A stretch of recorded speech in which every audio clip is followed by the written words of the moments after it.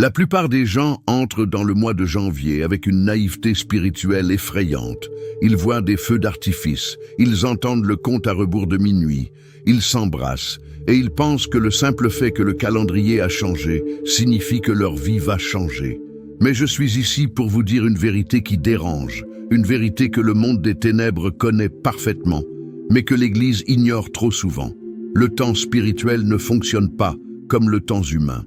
Pendant que vous célébrez, pendant que vous relâchez votre attention, des décisions invisibles ont déjà été prises dans le monde spirituel concernant votre année 2026. Ce n'est pas pour vous faire peur, c'est pour vous réveiller. L'ennemi ne prend pas de vacances. Il ne s'arrête pas parce que c'est le jour de l'an. Au contraire, il profite de l'ivresse émotionnelle, de la distraction collective, pour planter des graines qui deviendront des forêts de problèmes en mars, en juin, en octobre. Aujourd'hui, nous n'allons pas faire une simple vidéo de motivation. Je vais vous emmener dans les coulisses de la réalité spirituelle. En tant que personne qui connaît comment les plans de l'ennemi sont tissés dans l'ombre, je vais vous montrer comment démanteler ces structures avant même qu'elles ne se manifestent. Nous allons parler de légalité, d'autorité et de comment positionner votre esprit pour que 2026 ne soit pas une répétition de vos luttes passées, mais l'année de votre véritable gouvernement spirituel. Ce que vous allez apprendre aujourd'hui, c'est comment fermer les portes que vous avez laissées entr'ouvertes sans le savoir. Nous allons briser les cycles de retard, non pas par des cris, mais par la stratégie divine. Mais avant d'entrer dans la profondeur de cet enseignement, j'aimerais que vous preniez une seconde pour poser un acte d'engagement. Cliquez sur le bouton « J'aime ». Ce n'est pas pour l'algorithme, c'est pour signifier que vous êtes prêt à recevoir. Et s'il vous plaît, dites-moi dans les commentaires d'où vous nous suivez aujourd'hui. De quelle ville, de quel pays vous connectez-vous à cette atmosphère? C'est toujours une joie immense pour moi de voir la famille de Dieu réunie des 4 coins du monde, de Paris à Kinshasa, de Montréal à Abidjan. Écrivez votre ville, et si vous vous sentez prêt à recevoir cette révélation, écrivez simplement « Je suis prêt pour l'alignement ». C'est bon? Vous êtes installés? Alors, allons-y. Commençons. Partie 1. La réalité cachée des commencements et des prémices. Il faut que vous compreniez une loi fondamentale qui régit l'univers spirituel. Tout ce qui commence possède une mémoire et une direction. Dans la Bible, Dieu insiste énormément sur les commencements, sur les prémices. Que ce soit dans la Genèse, dans les Proverbes ou dans le livre de Job, le début n'est jamais anodin. Janvier n'est pas un mois magique, mais c'est un mois stratégiquement sensible. C'est un portail. La grande erreur, l'erreur fatale que commettent la majorité des croyants, c'est de penser qu'ils peuvent entrer dans une nouvelle année en mode pilote automatique. Ils pensent que Dieu va tout faire simplement parce qu'ils sont chrétiens. Mais écoutez-moi bien, le monde spirituel respecte les lois, pas les souhaits. J'ai vu par le passé comment le camp adverse opère. Ils savent que janvier est une terre meuble, une terre fraîchement retournée. Et la loi spirituelle est claire, comme le dit Galates 6:7. Ce qu'un homme aura semé, il le moissonnera aussi. Notez bien que ce verset ne dit pas « ce qu'un sorcier aura semé contre vous », mais ce que vous aurez semé. Le problème n'est pas toujours l'attaque extérieure. Le problème, c'est que beaucoup entrent en janvier en transportant les cadavres de décembre.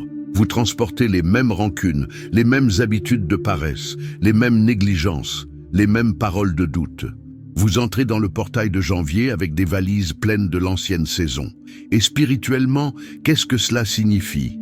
Cela signifie que vous semez des graines de continuité. Si vous commencez l'année avec de la lourdeur, vous semez de la lourdeur pour les 12 mois à venir. Si vous commencez avec de la procrastination, vous prophétisez silencieusement que 2026 sera une année de retard. Les plans de sorcellerie, les malédictions cycliques ne sont pas toujours des flèches envoyées dans la nuit. Souvent, ce sont simplement des graines que nous avons nous-mêmes arrosées par notre manque de vigilance au moment critique du commencement. Une graine spirituelle n'est jamais neutre. Soit elle est une graine de vie, soit elle est une graine de mort. Et l'ennemi, lui, attend justement ce moment. Il observe. Il ne vous attaque pas quand vous êtes fort et vigilant. Il attend que vous validiez, par votre attitude en ce début d'année, les schémas qu'il veut vous imposer. Il attend que vous signiez le contrat par votre passivité. Partie 2. Comprendre la légalité spirituelle. Comment l'ennemi trouve l'accès. Entrons maintenant dans le cœur du mécanisme. C'est ici que beaucoup se perdent dans le folklore et oublient la vérité biblique. Quand on parle de plans de sorcellerie ou d'attaques spirituelles pour la nouvelle année, les gens imaginent des rituels compliqués dans des cimetières. Cela existe, oui, mais l'attaque la plus efficace, celle qui détruit le plus de destinées chrétiennes, est beaucoup plus subtile. Elle est basée sur la légalité. Dans le monde spirituel, l'autorité dépend du droit d'accès. Éphésiens 4:27 nous donne un avertissement chirurgical. Ne donnez pas accès au diable. D'autres traductions disent « ne donnez pas de place » ou « ne donnez pas d'occasion ». Réfléchissez à ceci. Comment un plan de destruction peut-il prospérer dans la vie d'un enfant de Dieu?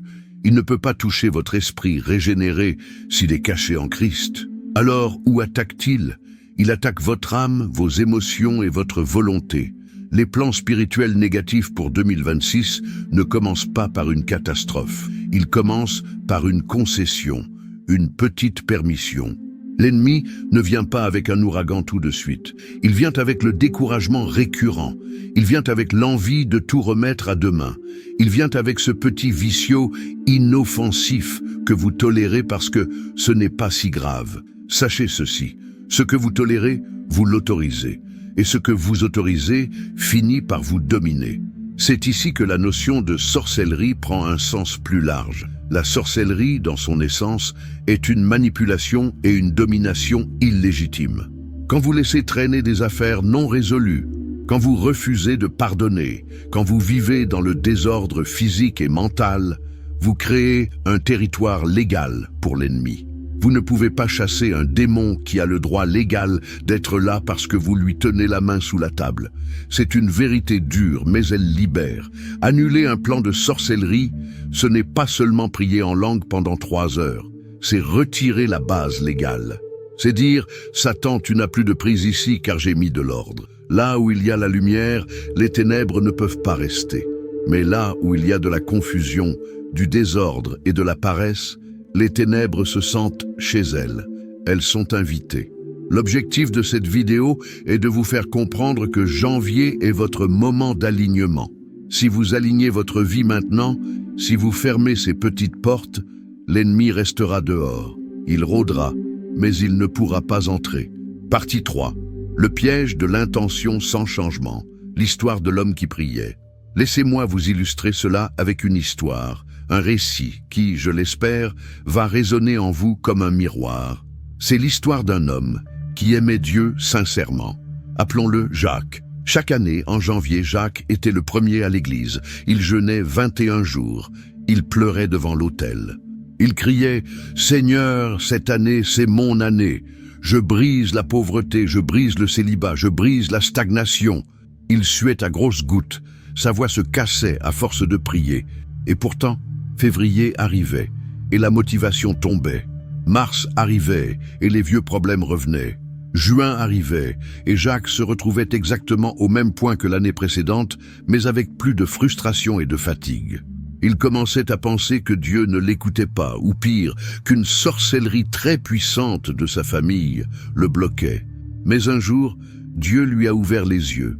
Il a réalisé une chose terrifiante mais salvatrice. Il priait pour le changement, mais il conservait les mêmes habitudes. Il demandait la prospérité, mais il continuait à dépenser impulsivement et à fuir l'organisation financière. Il demandait la santé, mais il ne changeait rien à son alimentation ni à son sommeil. Il demandait l'onction, mais il passait 4 heures par jour sur les réseaux sociaux à se distraire. Jacques a compris que le monde spirituel ne répond pas seulement à vos mots, il répond à votre position. L'ennemi n'a pas peur de vos cris si vos actions contredisent vos prières. Jacques voulait la protection sans la transformation. Il voulait que Dieu chasse les mouches, mais il refusait de nettoyer les ordures qui attiraient les mouches. C'est peut-être votre cas aujourd'hui. Vous voulez annuler les plans de l'ennemi pour 2026 ? Commencez par regarder votre routine. Le retard n'est pas toujours un démon à chasser. Parfois, c'est une discipline à acquérir. L'adiment, la procrastination, Ce n'est pas juste un trait de caractère, c'est un voleur spirituel. Quand vous remettez à plus tard ce que vous devez faire aujourd'hui, vous affaiblissez votre propre autorité. Vous dites au monde spirituel, « Je ne suis pas maître de mon temps ». Et si vous ne maîtrisez pas votre temps, quelqu'un d'autre le fera pour vous. L'autorité spirituelle naît de l'alignement entre ce que vous croyez, ce que vous dites et ce que vous faites. C'est là que la puissance de Dieu se manifeste pleinement. Partie 4. Le principe de substitution, la vraie guerre spirituelle. Alors, comment on fait concrètement? Comment on nettoie la maison pour que les plans de sorcellerie de 2026 tombent à l'eau? La réponse se trouve dans un principe biblique puissant, le principe de la substitution. Jésus nous donne un avertissement sérieux dans Matthieu 12, 43-45. Il parle d'un esprit impur qui sort d'un homme, puis revient et trouve la maison vide, balayée et ornée. Que fait-il? Il va chercher 7 autres esprits plus méchants, et la condition de cet homme devient pire qu'avant. Le mot clé ici est « vide ». Le danger, c'est le vide. Vous ne pouvez pas simplement dire « j'arrête d'être paresseux ». Si vous enlevez la paresse, mais que vous ne la remplacez pas par une activité productive, la paresse reviendra avec la dépression. Vous ne pouvez pas juste dire « j'arrête de regarder des choses impures ». Si vous ne remplissez pas vos yeux de choses pures et inspirantes, l'impureté reviendra. Pour annuler les plans de l'ennemi, vous devez occuper le terrain. C'est ici que je vais vous donner un conseil que vous n'entendez pas souvent dans les églises classiques. Apprenez quelque chose de nouveau cette année. Oui, vous m'avez bien entendu. Trouvez un nouveau hobby, apprenez une langue, commencez un sport, mettez-vous au tricot, à l'écriture, à la mécanique, peu importe. Pourquoi? Est-ce que c'est juste pour le plaisir? Non, c'est de la guerre spirituelle stratégique. Quand vous apprenez quelque chose de nouveau, vous renouvelez votre intelligence. Romains 12, 2. Vous disciplinez votre corps et votre esprit. Vous comblez le vide émotionnel où l'ennemi aime planter ses graines de tristesse. Vous créez du progrès visible, ce qui restaure votre estime de soi et votre autorité. Le plaisir sain est une protection. Dieu ne vous a pas créé pour vivre dans une tension spirituelle 24h24, avoir des démons partout. La joie du Seigneur est votre force. Une personne qui est occupée à grandir, à apprendre et à s'épanouir dans des activités saines est une cible mouvante, très difficile à atteindre pour l'ennemi. Le diable aime les cibles statiques, les gens qui sont assis sur leur canapé à attendre que la vie passe. La discipline est spirituelle.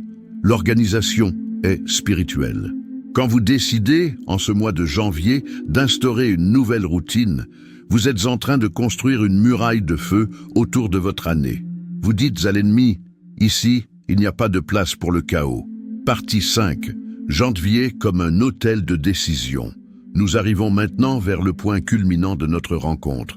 Je veux que vous voyiez ce mois de janvier non plus comme une page de calendrier, mais comme un hôtel. Un autel, dans la Bible, est un lieu de sacrifice, d'alliance et de décision. Ce que vous posez sur l'autel en janvier détermine le feu qui brûlera toute l'année. C'est le moment de la préparation mentale et spirituelle. Avant de prier, votre esprit doit être aligné. Vous ne pouvez pas faire la prière que nous allons faire dans quelques instants si, dans votre cœur, vous avez déjà prévu d'abandonner dans 2 semaines. Cette prière va agir comme un sceau. Un sceau ne remplace pas le contenu de la lettre, il le protège et l'officialise. Votre décision de changer, votre décision de fermer les portes au péché, à la distraction et à la passivité, c'est la lettre. La prière, c'est le sceau royal. L'autorité que nous allons utiliser maintenant ne vient pas de nous, elle vient de notre position en Christ. Mais souvenez-vous, personne ne peut vivre votre discipline à votre place. Je peux prier pour vous, mais je ne peux pas me lever le matin à votre place. Je peux chasser l'esprit de lourdeur, mais c'est à vous de faire le premier pas. Si vous assumez cette responsabilité aujourd'hui, alors la prière qui suit sera dynamite. Elle va pulvériser les fondations que l'ennemi essayait de poser pour 2026. Êtes-vous prêt? Sentez-vous ce changement d'atmosphère? Ce n'est pas de l'émotion, c'est votre esprit qui s'éveille à sa responsabilité. C'est votre homme intérieur qui se lève et dit « Ça suffit. Cette année, je ne subirai pas. Cette année, je gouverne. » Je veux que vous vous prépariez maintenant. Si vous le pouvez, mettez-vous dans une position confortable, mais digne. Fermez les yeux pour vous isoler du monde physique. Nous allons entrer dans la salle du trône. Nous allons parler au roi et nous allons décréter la justice sur votre année. Père céleste, créateur du temps et de l'éternité, je me présente devant toi en ce début d'année, couvert par le sang de Jésus. Je reconnais que tu es l'alpha et l'oméga, le commencement et la fin. Seigneur, je viens à toi non pas avec la peur de l'ennemi, mais avec l'assurance de mon identité en toi. Aujourd'hui, je me tiens sur l'autel de janvier et je prends autorité sur mon année 2026. Au nom puissant de Jésus-Christ, j'annule maintenant toute programmation des ténèbres contre ma vie, ma famille et ma destinée. Je déclare que tout plan de sorcellerie, toute parole de malédiction, tout cycle de répétition et d'échec qui a été préparé dans l'ombre est maintenant exposé et détruit par ta lumière. Je retire, ici et maintenant, toute l'égalité que j'ai pu donner à l'ennemi.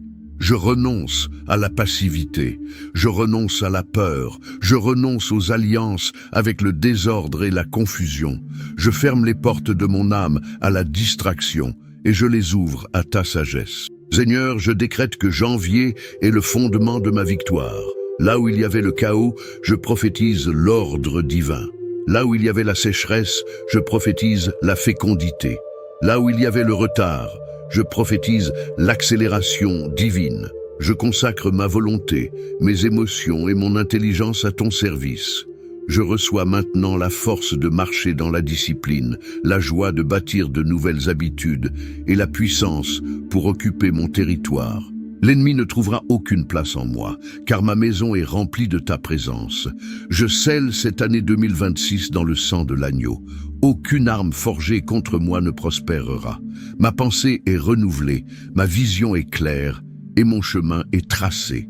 C'est fait, c'est établi, c'est scellé au nom de Jésus. Amen.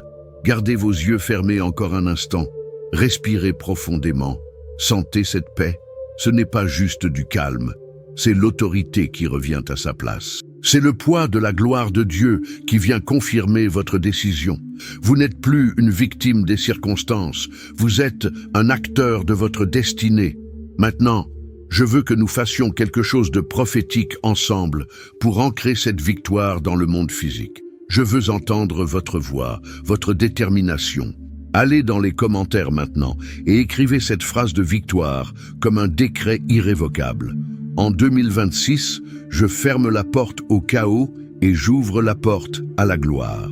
Écrivez-le, gravez-le, et en le faisant, lisez les commentaires des autres.